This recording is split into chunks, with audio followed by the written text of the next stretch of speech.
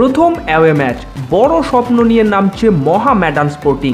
দ্বিতীয় ম্যাচে এফসি গোয়ার বিরুদ্ধে এগিয়ে ছিল সাদা কালো ব্রিগেড। ক্লাবের ইতিহাসে আইএসএলে প্রথম গোলটি করেন অ্যালেক্সিস গোমেজ।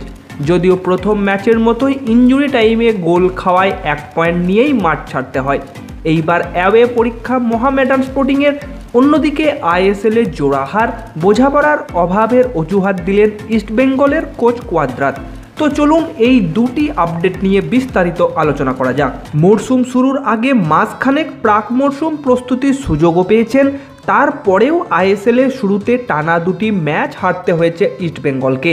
কেরালা ব্লাস্টারের বিরুদ্ধে এগিয়ে গিয়েও হার মানতে পারছে না সমর্থকেরা। তারা দোষ দিচ্ছেন কোচ কার্লেস কোয়াদ্রাতকেই। কেরল ম্যাচের পর কোয়াদ্রাত যুক্তি দিয়েছেন যে ফুটবলারদের বোঝাপড়ার অভাবের কারণেই হারতে হয়েছে ইস্টবেঙ্গলকে।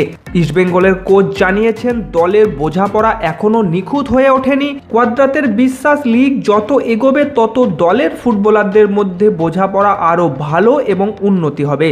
হারের পর তিনি জানিয়েছেন এইবারের আইএসএলে প্রায় রোজই এরকম হচ্ছে। বেশিরভাগ ম্যাচই 85 মিনিটের পর ফাইসালা হচ্ছে। সেটা আমাদের ক্ষেত্রেও হলো এবং ফলাফল আমাদের বিরুদ্ধে গেল। দ্বিতীয় গোল করার সুযোগই তৈরি করতে পারিনি আমরা। এই ম্যাচে আমরা বুঝে নিলাম কোন জায়গায় আমাদের ভুল হচ্ছে। সেই ভুলগুলো শুধরাতে হবে এবং আরও খাটতে হবে। বোঝাপড়ার যে অভাব রয়েছে সেটা ইস্টবেঙ্গল ফুটবলারদের দেখেই বোঝা গেছে। হিজাজি মাহেরের এত খারাপ অবস্থা যে তাকে দ্বিতীয় ম্যাচে বসিয়ে দিতে হলো। আনোয়ার আলী কেরল ম্যাচে পায়ের ফাঁক দিয়ে গোল খেয়েছেন।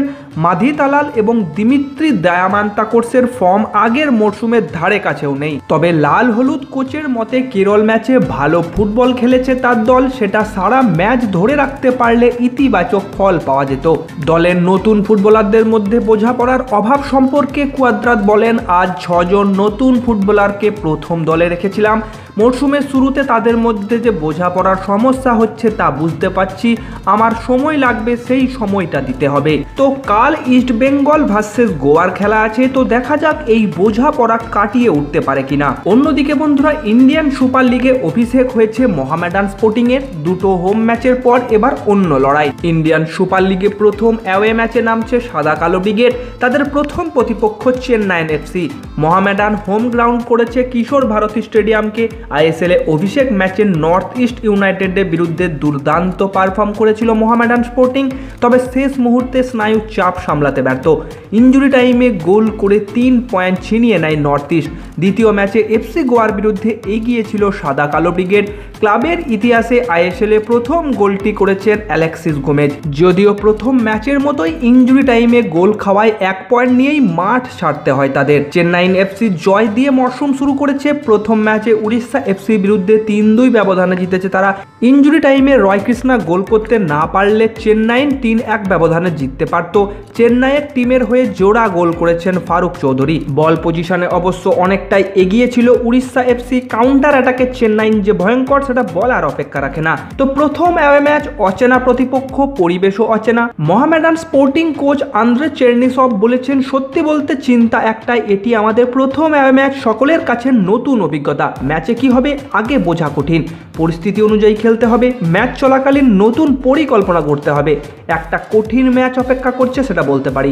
চেন্নাইন এফসির হোম ম্যাচ, স্বাভাবিকভাবেই তারা যে অ্যাডভান্টেজে থাকবে সেটা বলাই যায়। মোহামেডান চাইছে গত দুটি ম্যাচের ধারাবাহিকতা বজায় রাখতে।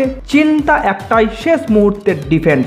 তো বন্ধুরা, আপনাদের কি মনে হয় মোহামেডান স্পোর্টিং ক্লাব পারবে আজ চেন্নাইন এফসিকে হারিয়ে তাদের প্রথম জয় ছিনিয়ে নিতে? নিচে কমেন্ট করে অবশ্যই জানান। ক্রিকেট ও ফুটবল জাতীয় সমস্ত আপডেট সবার আগে পেতে চ্যানেলটিকে সাবস্ক্রাইব করে পাশে থাকা বেল আইকনটি অন করে নেবেন।